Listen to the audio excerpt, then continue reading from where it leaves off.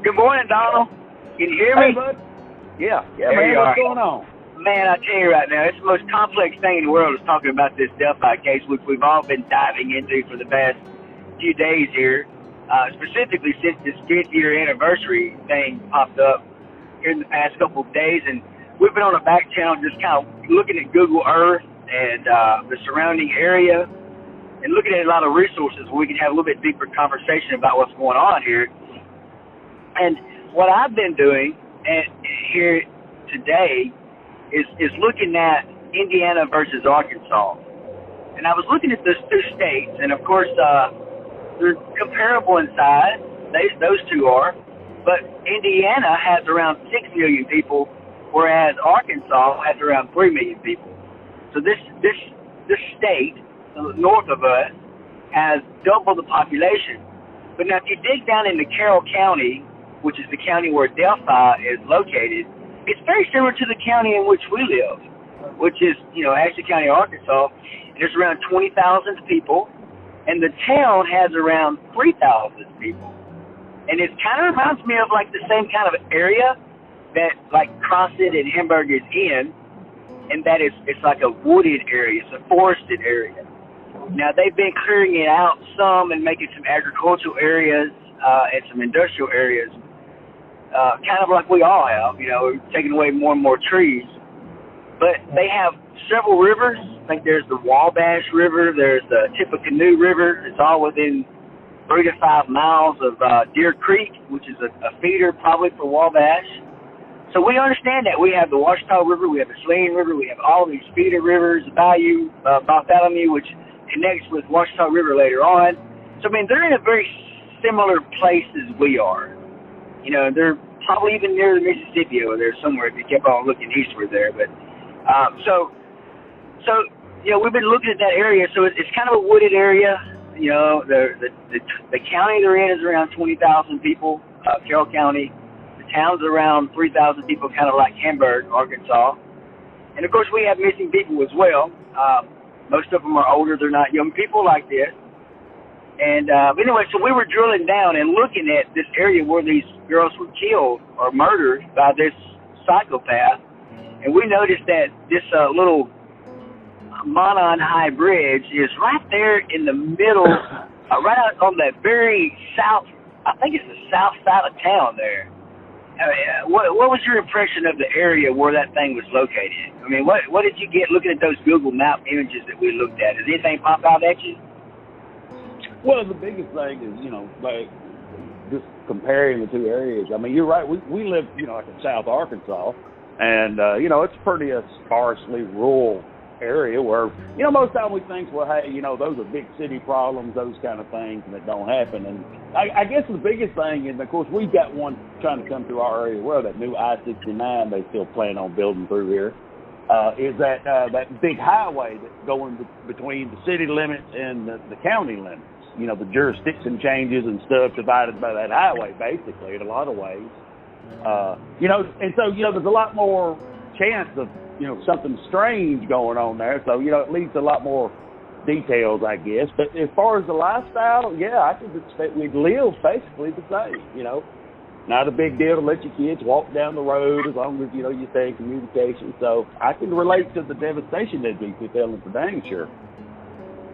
Well, I'm going to tell you this, that Hoosier Heartland Highway there that came in late 2012, late 13, somewhere around there, I'm sure that did change things. But I'm going to tell you this, though, man, I don't drop my kids off at the city park now or then, either one, not at that age. And I don't even like my 18-year-old going out, but probably because of cases like this, to be honest with you. Oh, and that's probably true. Because the way we were raised, though, of course, now we were in a more extreme rural area, of course. We were raised where, heck, it wasn't no big deal, of course, at the time for us to take off in the middle of the night, walk up the side of the road, almost to Fountain Hill, turn around and walk on the way back. Didn't have a fear in the world, But now that was when we were, 14 as well, and we were, like, really stupid. Times have changed. The crazy has come out in society more, and so we would not lock our door. I lock my doors now. I mean, it's just times have changed. So you're right. Well, in today's time, I wouldn't let my kids go do that kind of thing, especially near that type of, highway thing. So it could have been, just a compassion there between that's a relatable and then not relatable thing because of experience, I guess. Well, exactly. I don't think maybe we got, maybe we had to grow up quicker. When I say that, as in, and we learned sooner because of tragedies. We have had a lot of tragedies down here, but we're right near, I-20 and all. So there's some things going on close, but I just feel like that, they were doing things that we did in the mid '80s. So they're may be a little bit different up there. It's more of a heartland. Right. They're further north. Right. Yeah. But anyway, so it's really weird though, because if you look at it, there's so many other variables that are the same. But now I'm surprised that they were doing, because once you start investigating what these girls were doing, I mean, they were off geocaching. Basically by themselves. They would get dropped off. They would, that's a great way to keep up with people if somebody wanted to stalk these little girls. Yep. So because you're marking where you're at, and they're Snapchatting. They're, possibly getting catfished, PHISHED.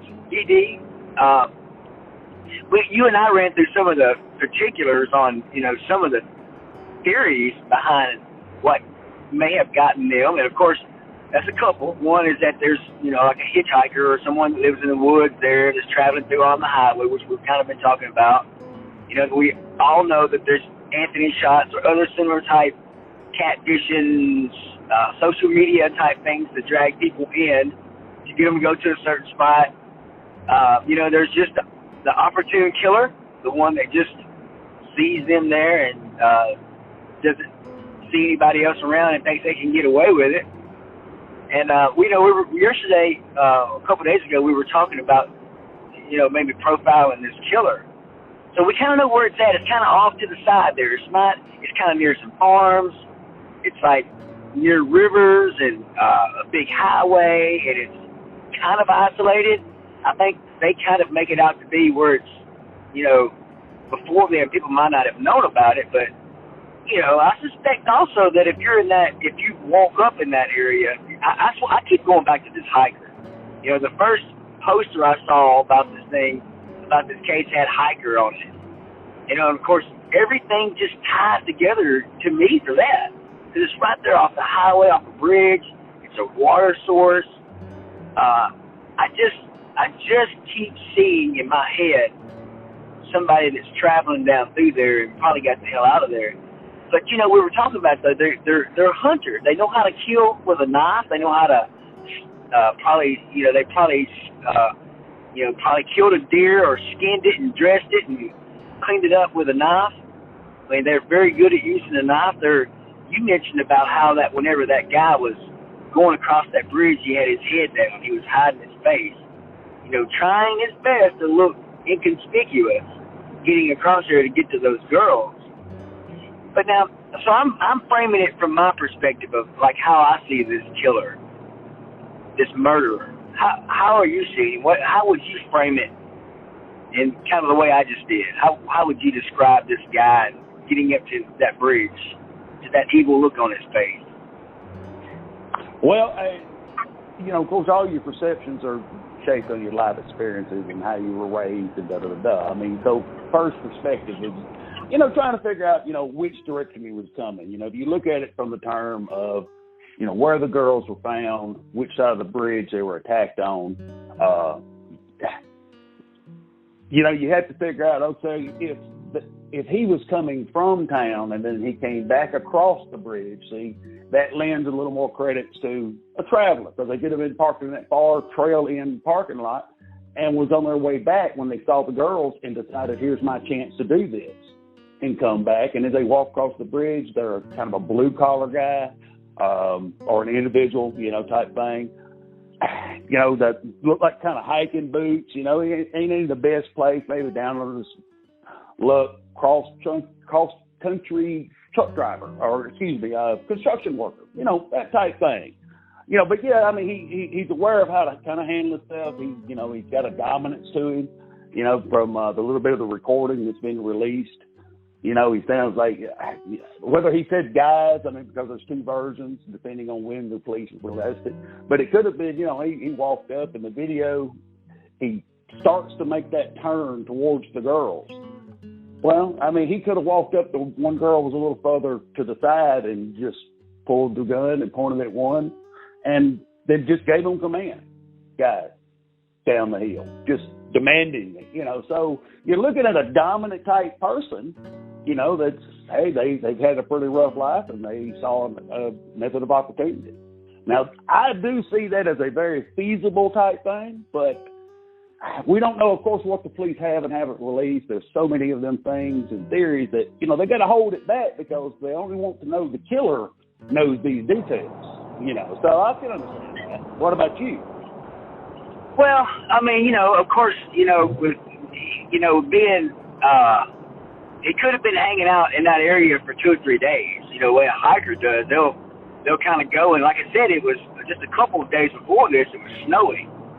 So he was probably traveling, in my mind, and then as snow came in, he's like, well, this is a pretty good little area right here. There's some tree cover, there's some water around here, some wildlife and such. I could probably live here for a few days. I go across the bridge over there. There's some restaurants over there and stuff. So if I need to go over there, there's a building over here I can hang out in. It's abandoned. I mean, there's all kinds of stuff going on there. There's all kinds of resources there for a person to hide out in for a few days, in my mind. And of course, you know, we don't know where he was at. We don't know if he followed them back across the bridge. I don't think they fully established that. It could have been that he had already crossed that bridge and was hiding out on the side that had the hill on it. And they got across, and then he came up there.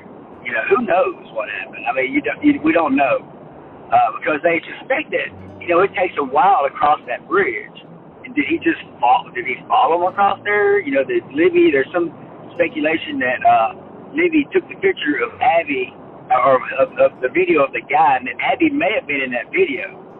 You know, as a part of it, you know, because there's something on the side. It could have been a tree, it could have been a person. I don't know. But I do know this, is that I don't think that, you know, he doesn't have to be there for the very first time to catch these girls. He could have been hanging around for 2 or 3 days. He could have been looking for robbing them, trying to get them away. But to me, though, you know, anybody that murders, you know, 2 little girls, 13 and 14 years old, I mean, to me, that's some pretty sick shit. I mean, it's not like he's just, you know, more than likely they're not money up, you know. They probably don't have lots of resources. So this is kind of a thrill kill, you know, which, you know, I understand when they start talking about this catfishing part from that perspective, that he already had been talking to these girls.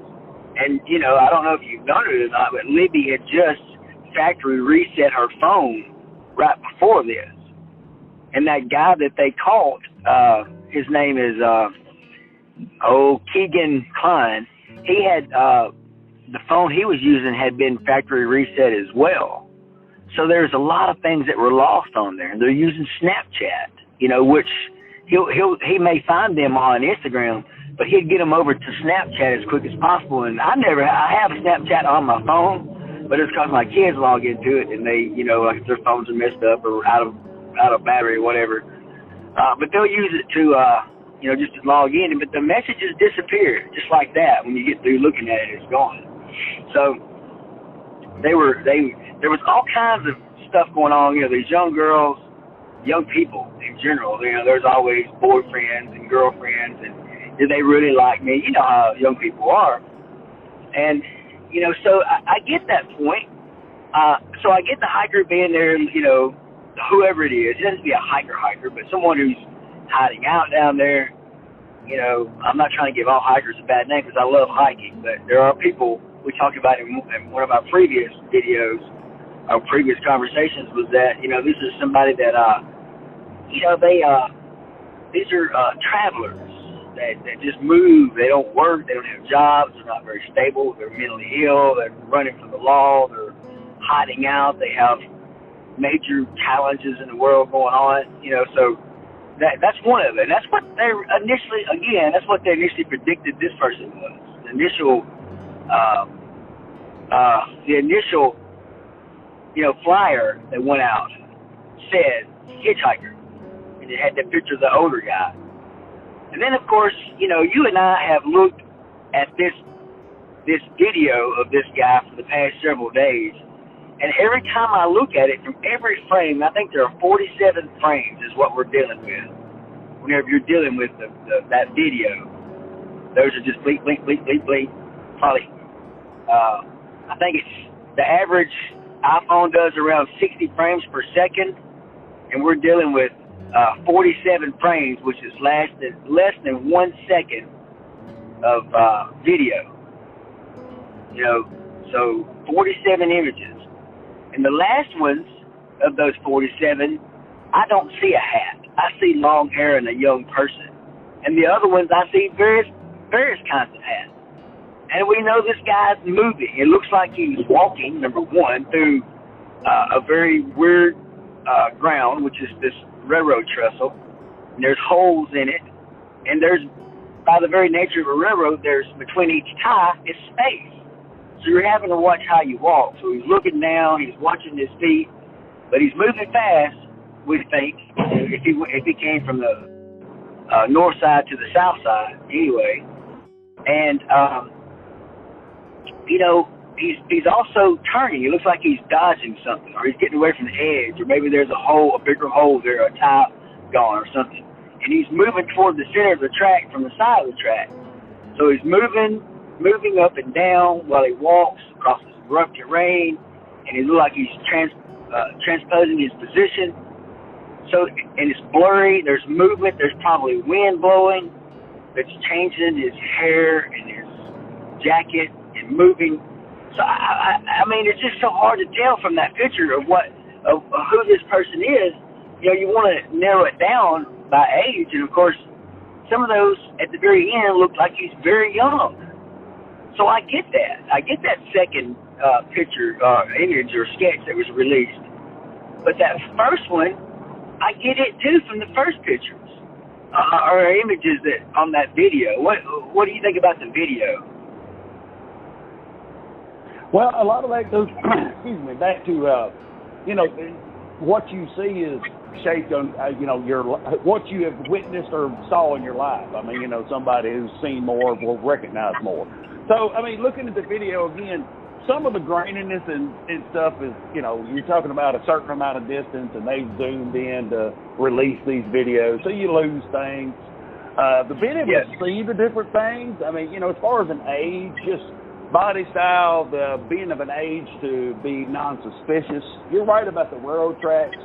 I've walked trestles, so there comes time you put your head, you keep your eyes on your feet as you slow step, large step as you step across them, And but if you're whichever direction you're coming from, and if you're walking up behind them, whether it's stalking or if you witness them and you're coming back, and you're trying to be nonchalant, so you're walking up, you went and collected your tools or you brought them with you, and you getting close enough for, again, the frames we're seeing, you got your head down just going, I'm just walking here.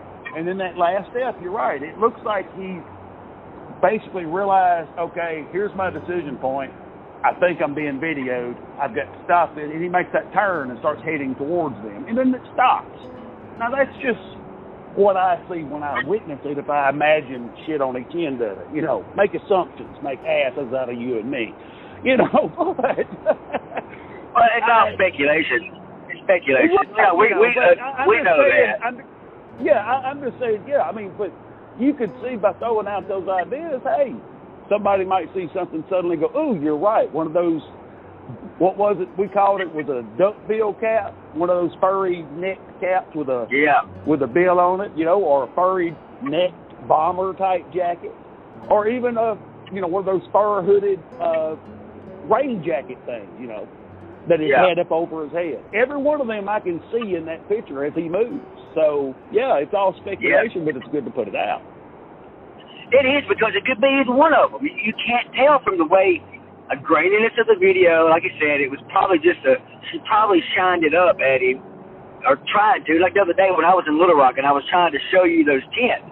Well, it's hard to just get those in there, because you're dealing with a 360 degrees around you, but there's also other variables up and down. There's all kinds of lateral and fields going on, and you may think you pointed toward it, but you may not have, and you may have only just touched a little bit of it because, the way the cameras are, what's obstructing the camera, a finger, a jacket, your arm, another person, tree, and I get that whoever condensed the video down had to do some work on it. So again, we're getting a grainy video of somebody moving. And there's been another YouTuber I've been watching lately. He's up there and he's trying to get the right kind of clothes, and that's 60, 70 feet away, which is where this guy's predicted to be from Libby holding the cell phone. It's hard to see who it is. And you and I both know, I do, for sure, enough to talk about it, but I travel during the day, during this time of year a lot. In the afternoon, when you're talking about the time that they're talking about, like 2:30, 3 o'clock, that during this time of year when the sun is out, it's such long light. It's coming in at angles. It's not straight above for very long. It's just these weird angles, and the glare is unbelievable during this time of year. On a bright, sunshiny day during the winter, there's no green. It's cool outside, so the air is different. So there's all kinds of weird things going on with light. Like with his face, you can see the shadows coming in on and off. Is it a long? Well, one time I saw just a regular camouflage baseball cap on his head, on one of it. And then I just saw, if I got to another frame, it looked more like a fedora. Then it looked like a fedora with a little mullet thing hanging down in the back. And then it looked like a baseball cap type scenario with the mullet thing hanging in the back. And sometimes it looked like a driver's cap. And sometimes it looked like a duck hunting cap. I have no idea. Just, the change that goes on. So I don't know that the video is that good of a resource. I think it may be more of a red herring, in my opinion, because I don't know that it seems like it's giving a lot of information, but I don't know that it really is. Do you? No, I don't, but I think, we spend a lot of time trying to identify the clothing, and that's a good thing because we hope, somebody has seen it before, but too many details on just the video. Yeah, I think it's a little bit of a red herring. Because all you're really going to learn from it is general body style, shape, maybe how he moves some, because a lot of people just recognize something. Oh, I can recognize that person's walk or, something like that. I think that's really all they were trying to get across with that. Well, we have video. It's a red herring type thing, but just for the clip they released. They may have more that gets closer and you can identify a lot more. It's just they don't want to let it go because they may have some suspects they don't want to tip off they're looking into. There's so many of those details into that. The best thing you do is kind of... You notice that there's two videos. The video was changed at some point in time. When it was first released, it looked like he was shorter and wider. But then they edited the video to make him taller and skinnier later on at the second release of it. So, that's a big fucking difference. If someone's short and fat versus tall and skinny, that changes things. That's a great big difference. Well, and it is, and I'll tell you a real quick thought about that, because me and you had a small private discussion about that, how you sent me some pictures, and I was pointing out, or maybe you did, we pointed out the differences in look at the difference in how big the tree is, or how close it is to his right shoulder in the background. For this photo, in the very next frame, it looks like it's a little further distance away and a little further wide. It almost looks like both girls may have been shooting video, and they kind of took a couple frames from hers and a couple, and some of it from this one. And so those times it kind of really flip-flops. I almost wonder if it's two types of video and they spliced them together to make a composite. Now, it's just one of them weird rabbit hole thoughts. There may not be any substance at all to it. But, just to explain exactly what you're talking about. Well, that and the movement, him walking and moving, that changes it. If you're one, I was thinking about this, like we were looking at another case of that MH370, and we were talking about how it would bounce off something. Well, you know, if it's higher or if it's lower, it's going to bounce off of it differently. A beam will.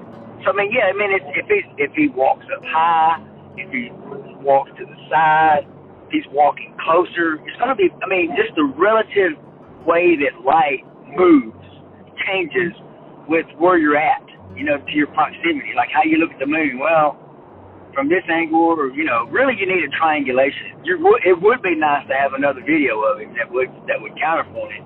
That would be great, actually, to show that, you know, like they do with these cell phone signals, the triangulation. So let's talk about the cell phone out there for a minute.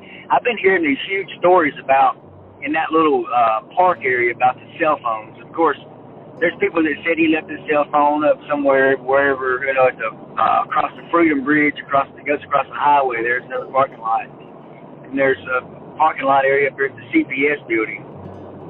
But they're probably all bouncing off of one tower, one main tower, but they may be hitting at two other towers from time to time. You know, have you looked at any of the cell phone data for this thing, or have you not dug into that? Have you heard about any stories of it, or no? I haven't heard any stories of it, but now just a little bit of discussion. You know, you sent me a couple pictures and you pointed out. I don't remember which character in this was supposedly had moved their phone around, but I do remember the photo we're discussing. So from a technical standpoint, I could actually see how it would look like he's in two places because of it's a wooded area and you've got three. And, yeah, sometimes you get signal for one because, you know, here where we live, if the wind blows from the north, I get good signal. Yeah. Blows from the south, I get crap signal. So, you know, I could see where that could point. But otherwise, no, I haven't looked any deeper than that. Just speculation. And with the way privacy rules are, you just can't go to that carrier and say, dump to me all cell phones that ping there that day. Number one, because a phone that can ping in that area could be somebody driving by on the highway. You know, I mean, because they're just right there. I mean, we looked at it from the highway to the Monon High Bridge is what, 0.2 or 0.4 miles, 0.43 miles away. I mean, that's nothing. I've traveled that since I've been talking this time. So I mean, you know, it doesn't. These are not great distances. So that, and there should be that time of day, I guess. I don't know. There may be more limited number. It just seems to me like that we could pull all those phones that pinged in that area and do an investigation from there. But I don't know if they've been able to do that, given the rights and privacy rules and such. What do you think about all the data transmission? Probably not. I mean, if they've got anything, it's going to be probably from just a generic thing that you can get anywhere. Now, if they actually wanted to pull the individual data and do the ping, you're right. They would have to have at least enough evidence from something to support it to get a warrant to get it. You know, because of privacy issues and that kind of thing. Because you're right. Hey, somebody just driving through or whatever, but you know, they may have some more information that I'm not aware of yet or anything. So that's right. They could have it, but now I think that they have to have a suspect and then ask for it, like you were talking about, and not just ask for it to get suspects and then ask for more. You know, I think that'd be kind of cheating. Right. They can't just go, well, we want everybody during this time period. Well, you know, that's the thing. Now you've got to start picking out people. Well, why'd you pick that one out? Well, you did something. Well, how'd you know I did something? Well, we know it. Well, no. It's innocent before, it's presumption of innocence, proven guilty, you know. So, yeah, you can't just mass it. So I do believe it is the thing. If they got to get just enough evidence to go, well, look, we've got enough, justifiable, probable cause, whatever, to go, let's move it to the next step and grab the cell phone data and see if that will increase the evidence we have. So now that's the way I see it had to work.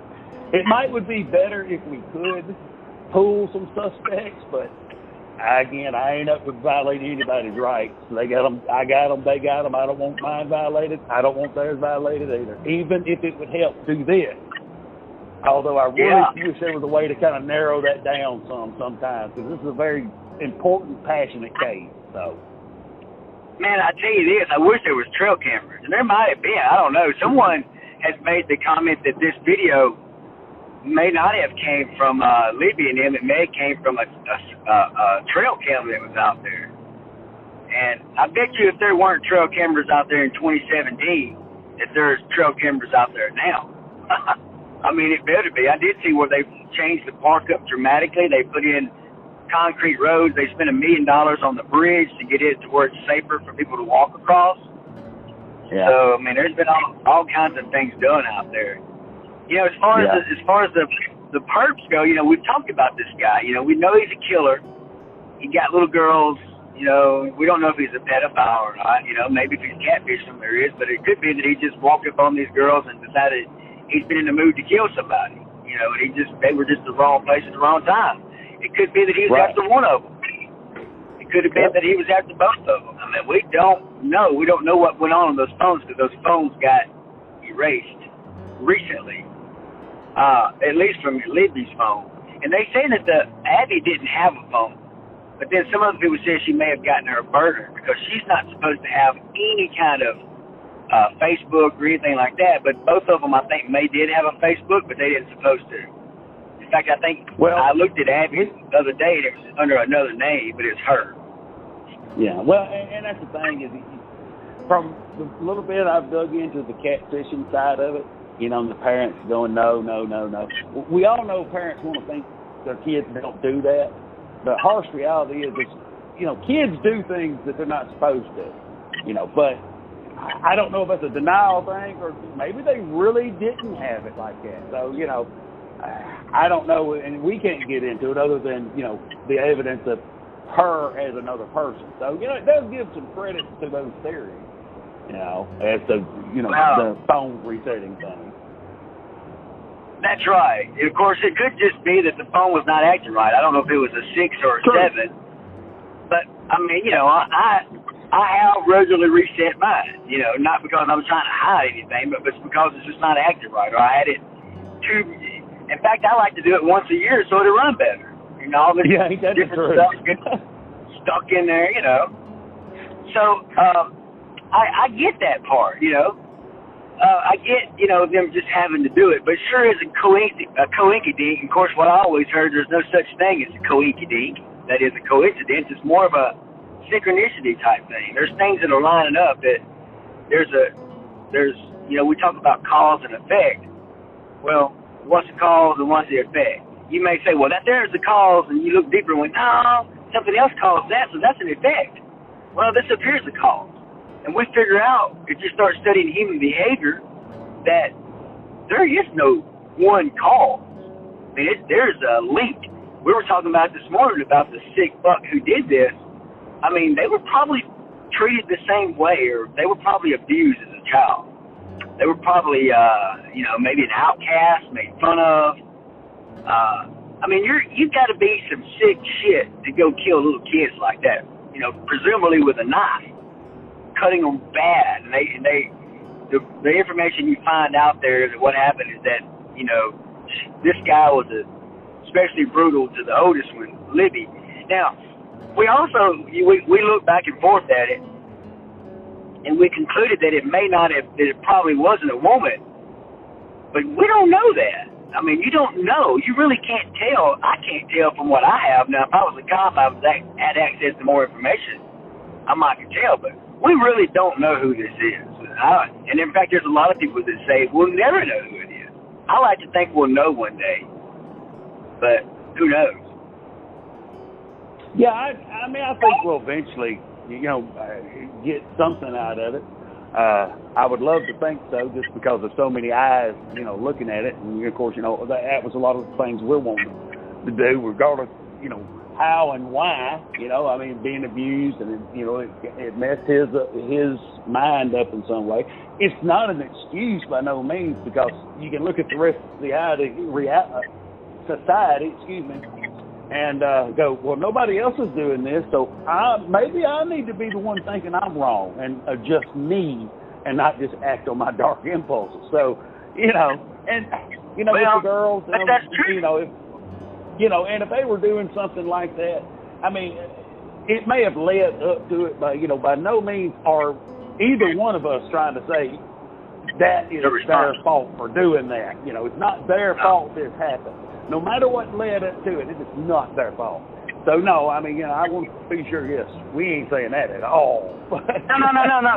We're definitely not saying that. But these days, I wouldn't send my kids out like that, number one. No. Number two, because I know kids, and they're going to be on that damn internet. You know, they're going to be doing things, okay? They are going to be doing things. We both know that where they live and where we live, there's sick fucks. There are some sick people. And a lot of them are on drugs. We've talked about this before. They're on, not just on meth, but they're also on heroin. They're on both. There's a lot of people in that age group, from the ages of 25 up to 45 or 50. Most of them are dead by then. But, you know, they're on meth. They're on this stuff, and that makes a brain different. I've never used either one of those substances. I've drank a lot of alcohol, smoked a lot of weed, but I've never had any of that stuff. But I know all of it can change your brain. You know, in fact, I kind of quoted that I've smoked a lot of grass and popped a lot of pills. That's from another Indiana, Hoosier, Shannon Hoon from Blind Melon, a band anyway. So, but anyway, that's kind of a weird, obscure quote back to Indiana. But I think he's from Lafayette, which is right near there, or he's buried in Lafayette. But there's been drugs up there. There's so many drugs up there. There's so many people. Like if you just look at the court cases up there, Delphi. I looked at the crime stats, and like you know, the nationwide was that it was 69 was a great place to live. 100% means that it's the best place to live. A lot of places, Indiana was like 69, but 37 was the score for Delphi. In other words, there's a lot of crime that goes on in that area anyway. So, which is probably like these little rural areas. People are bored. Like in Appalachia or down here, there's no job opportunities. They get on drugs. And I'm not trying to psychologically give anybody a pass, but I'm just trying to help with the profile. I'm trying to figure out the who. I'm all I'm worried about. So, that's right. If you profile of the different perspectives of life lived in the same areas, you know. Yes. That maybe somebody else hasn't had. So, you know, I'm with you. It's all about the who. Try to identify the who, regardless of who it is and everything. I can't imagine anybody doing this that's not on drugs. I can't imagine anybody that can do this that doesn't have a lot of experience in the woods, hunting and, shit like that. I mean, that's two things you gotta have, I think. You gotta have a druggie, and you gotta have somebody that's a drinker, a heavy drinker, and some kind of a mental illness. I just don't think you can kill people like that without some kind of a mental illness. And you gotta have the practical, physical skills to actually subdue someone, the power to scare people, push them down a hill and stab them to death. I mean, you gotta have those characteristics. So this is a mean son of a bitch. This is someone that you probably wouldn't want to be around, in my opinion. Yeah, I mean, it's going to be kind of one of those folks that are just angry at everybody for whatever reason. You know, it kind of led, you know, in my mind, it goes back to the dominant, the S&M type, dominating, you know, guys down the hill. Do what I say right now. Torturing the older one to make the other one suffer. Sadistic streak. Type thing. I mean, that's the type of individual I see. Now, whether they're not going to be a big family person, because there ain't nobody going to be around somebody that angry all the time about everything. So, yeah, you know, it's going to be those types, somebody broken in some shape, form, or fashion, whether it's a combination of pills, mental illness, abuse, or alcohol. You know? Yeah. All right, well, hey. Mine too. And let's come back later with some more opinions, man. I appreciate that. All right. Howdy, dude. I'll see you later, man.